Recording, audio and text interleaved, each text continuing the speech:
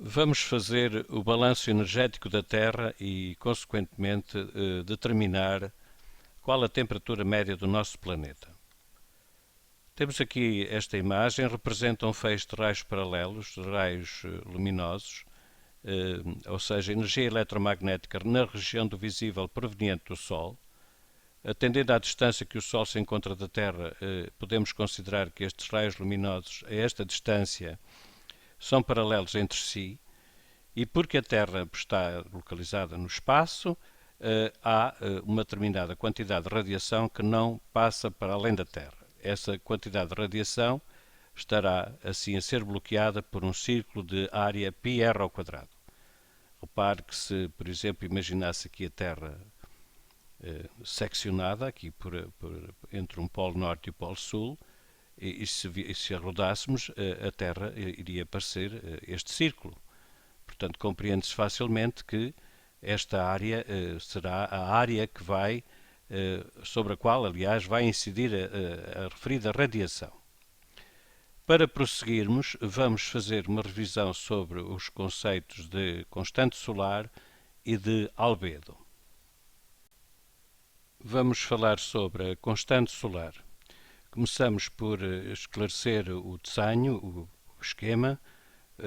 Aqui temos o Sol, representado o Sol, aqui a Terra, como é evidente, e este círculo maior, que acaba por ser uma esfera, representa a parte mais externa da atmosfera, que se considera, segundo a comunidade científica, que estará a uma altitude aproximada de 8.000 km.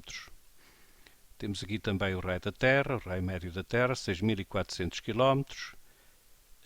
Atenção que esta imagem, isto não está à escala. Como sabemos, a distância a que o Sol se encontra da Terra, em termos proporcionais a esta imagem, é muito maior.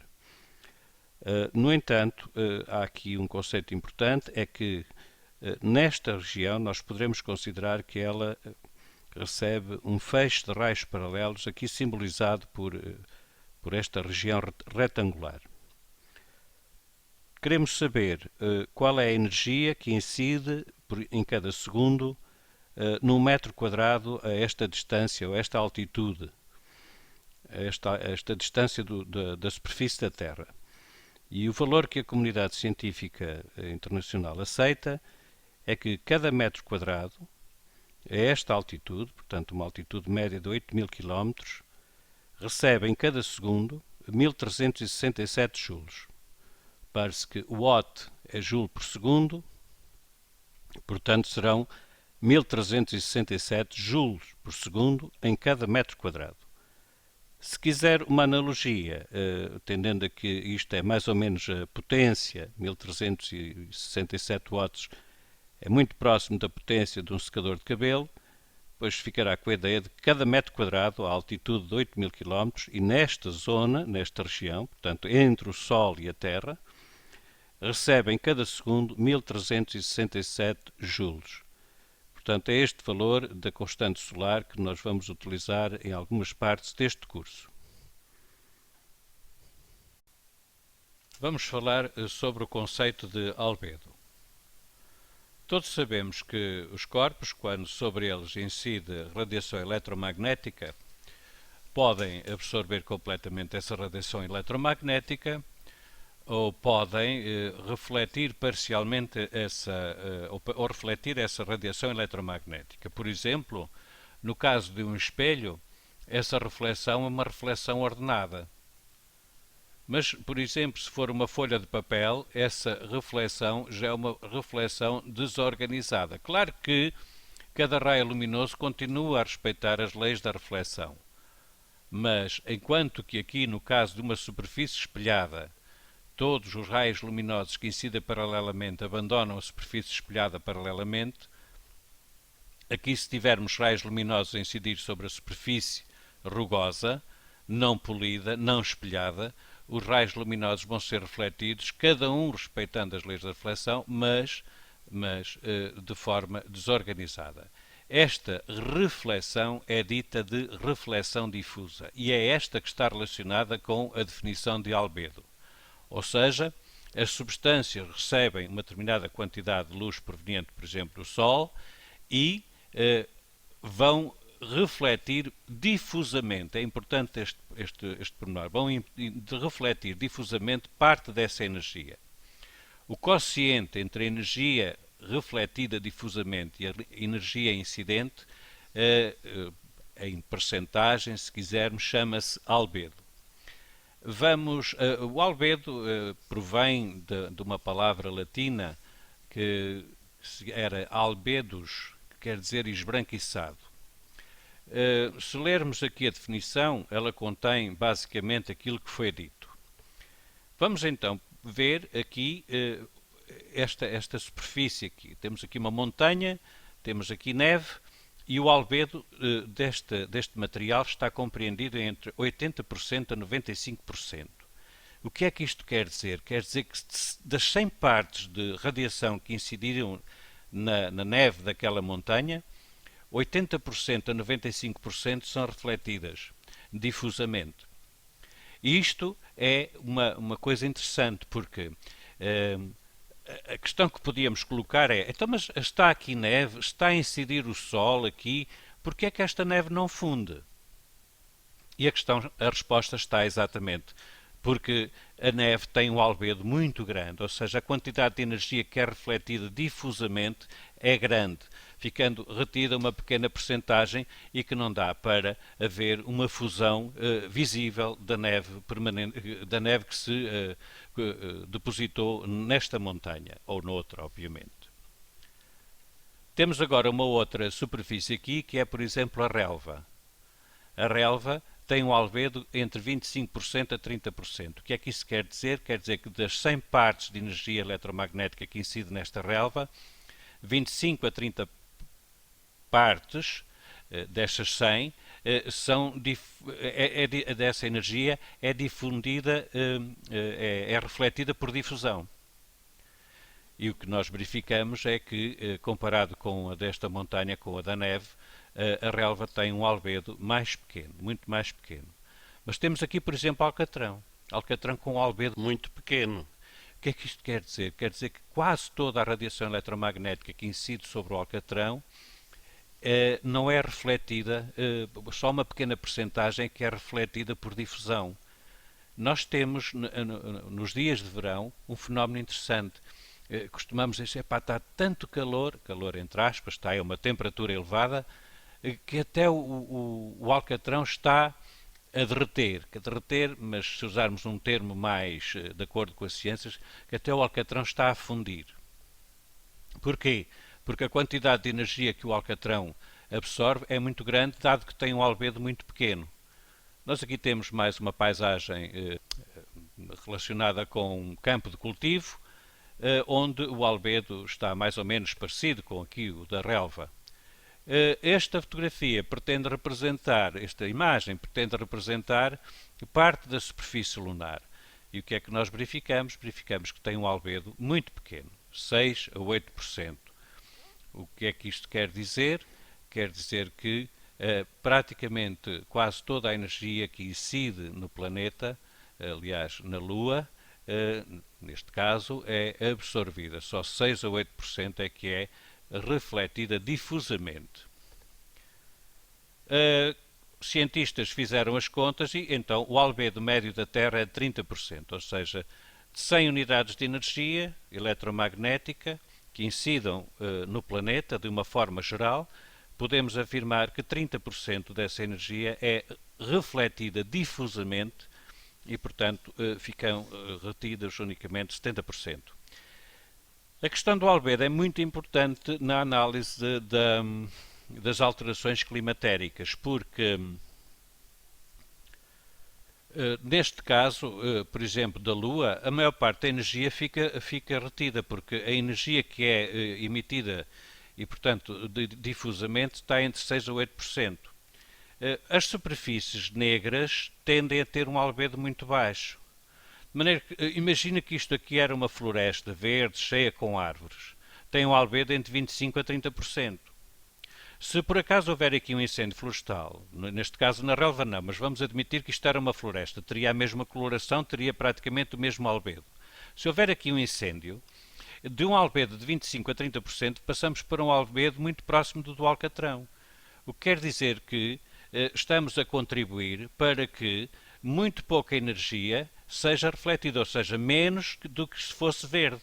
Ora, se é menos refletida difusamente energia por causa de termos queimado isto e de isto ter ficado com uma cor acastanhada, nós estamos indiretamente, ou diretamente até, a contribuir para um aquecimento global. E aqui também, se olharmos para o problema que está a acontecer nas zonas mais a norte ou mais a sul do planeta, nós estamos a assistir à fusão de grandes glaciares. Quer dizer que se este material esbranquiçado, quanto mais desaparecer e mostrar este material acastanhado, o albedo vai diminuir. Ou seja, cada vez mais energia proveniente do Sol se ficará retida pelo planeta e, portanto, isto contribuirá para o aumento para aquilo que se designa por aquecimento global.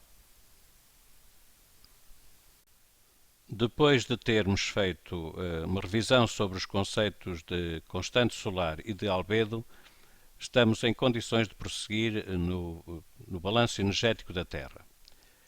A potência absorvida, claro que é igual à potência incidente, portanto πr ao quadrado, vezes a constante solar. Repare-se, a constante solar é uma potência por unidade de área.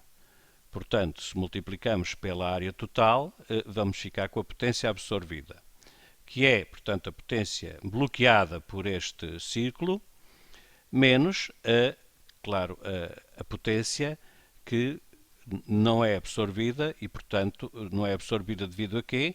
Devido a alguma da energia ser refletida por difusão. Ou seja, nós vamos ter que subtrair a esta potência total esta fração da potência, portanto, porque está aqui afetada pelo albedo. Repare-se que o albedo, se fosse 1, isto daria 0. Isto queria dizer o quê? Queria dizer que não havia potência absorvida nenhuma.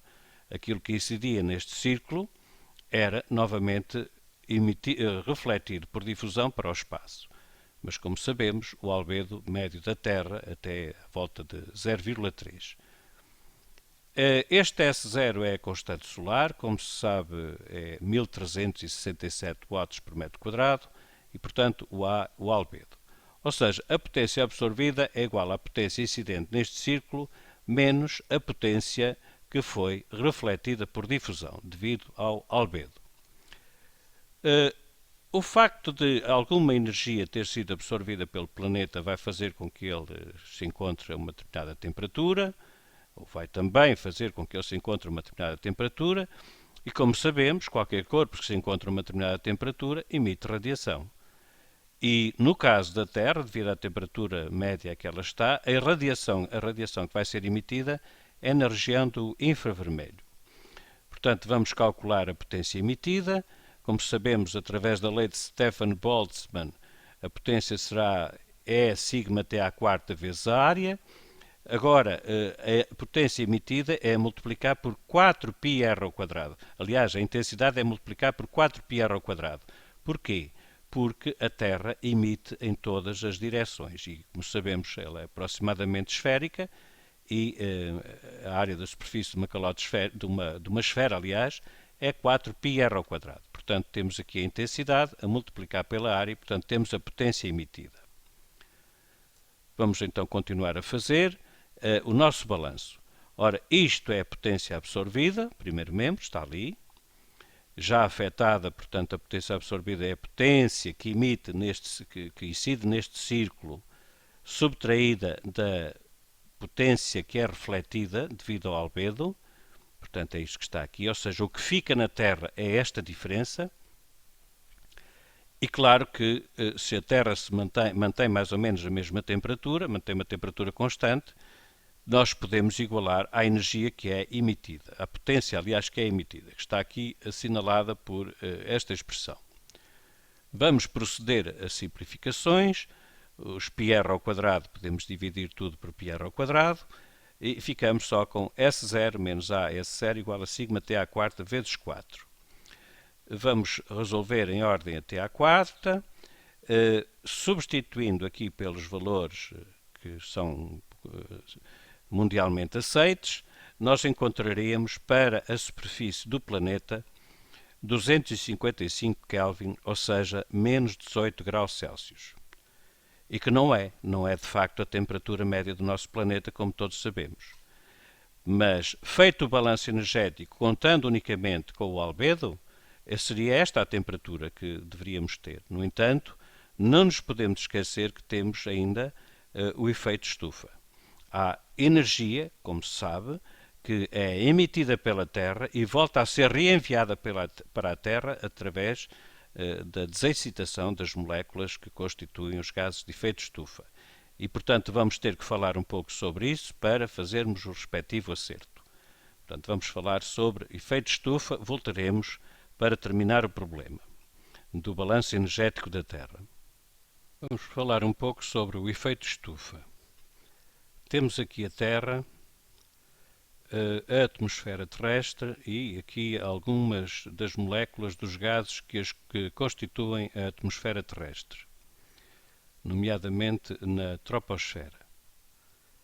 Os gases que temos aqui representados são H2O, água, portanto, CO2, dióxido de carbono, CH4, metano, ozono, O3, N2O, óxido nitroso e os CFCs, ou os clorofluorocarbonetos.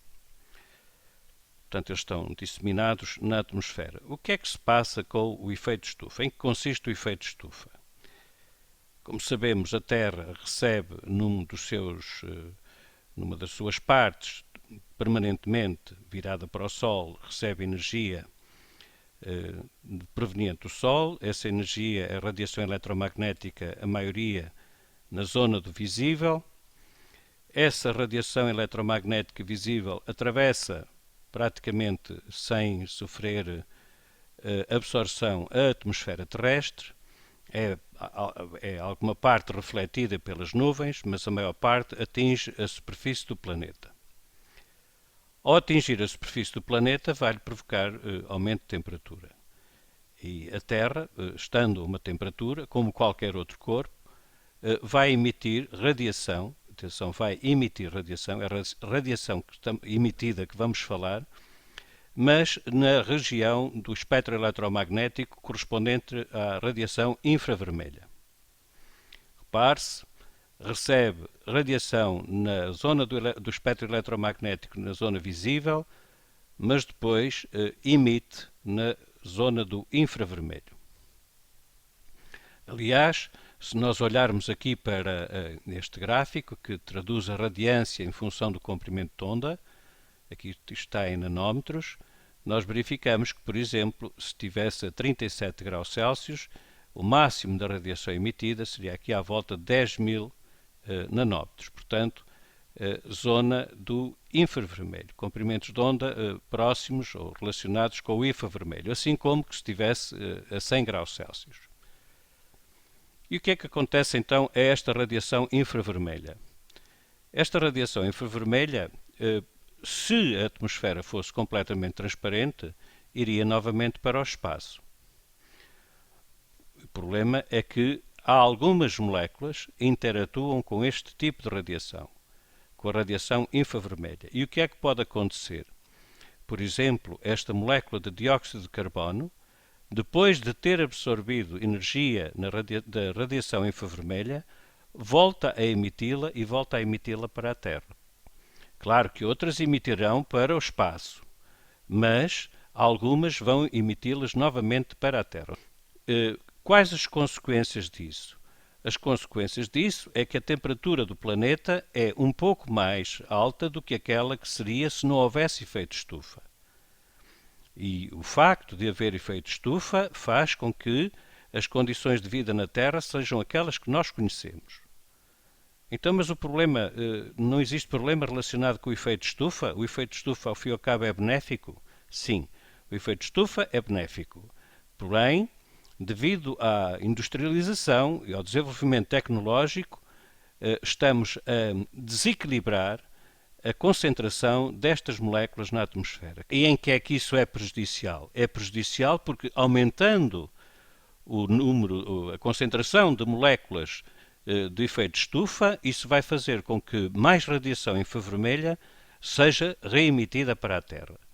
E isso vai ter como consequência um aumento da temperatura do planeta. Como sabemos, será prejudicial. E hoje em dia as comunidades científicas debatem-se com este problema, criando assembleias a nível nacional, como por exemplo o Protocolo de Quioto, a nível internacional, aliás, como o Protocolo de Quioto, onde os agentes políticos decidem ou não tentar resolver este problema. Neste momento há uma grande sensibilidade para a sua resolução, porque se continuarmos a este ritmo a enviar gases de efeito de estufa, o aquecimento global vai ser mesmo um dado adquirido e com consequências que não poderemos de modo nenhum prever. Repare-se que se a temperatura do planeta aumentar e aumentar significativamente, vai haver desequilíbrio, vão haver mais fusões de calotes polares, dos gelos polares, enfim, vai haver a taxa de evaporação dos oceanos vai aumentar e, portanto, haverá com certeza desequilíbrios que não nos serão benéficos. Portanto, a ideia fundamental que aqui fica é que, devido ao efeito de estufa, a Terra de facto tem uma temperatura ligeiramente superior, ligeiramente em termos relativos, àquela que não teria, se por acaso, aquela que teria, aliás, se não houvesse gases de efeito de estufa. O efeito de estufa é um processo natural. O que não é natural é nós estarmos a aumentar a concentração de gases de efeito de estufa, que como consequência tem o aumento da temperatura do planeta. Compreendendo agora que temos que entrar também com o efeito de estufa, facilmente admitimos então que a temperatura média do planeta não seja 255 Kelvin, mas 288 Kelvin, ou seja, 15 graus Celsius. Atenção que é a introdução do efeito de estufa, foi pelo facto da Terra ter este efeito de estufa, que a temperatura é de 15 graus Celsius e que torna a vida no nosso planeta possível, tal como a conhecemos. Portanto, através destes cálculos muito simples, através destas considerações, nós conseguimos determinar qual é a temperatura média do planeta Terra.